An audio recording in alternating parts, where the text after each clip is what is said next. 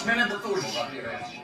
Hoćeš novac, šta hoćeš? Nije problem, dođeš, dam ti novac, odeš, kupiš trepavice, kupiš šminku i to je to. Kupi mami trepavice, kupi mami trepavice, mami kupi trepavice, kupi budućim djevojkom, kako sam se, tako je, naravno, zabole me, zabole me, ovdje neko ništa ovdje, idi kupi trepavice, kupi mami trepavice, sliva jedan, zabole, Ivane, kupi, evo ti pare, kupi trepavice, ovo tako kući gdje si naučio,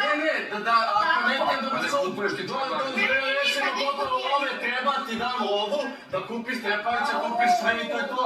Nema nikad ni problema. Trepavica, dečko mi je polovio zub. Koji? Kako kaži? Evo Milane, molim te. Pa što Milane, odeš tamo u kameru. Ja sam ginekolog, samo da znate, ali mogu na Pošto, totalno buko. Ovdje si pokažeš zubić. Onako dođeš i baci da pokažeš da je pomjena nije. Ti si šipnuo moja zub do leđa i počeo da Kaviće, da nije pomjena.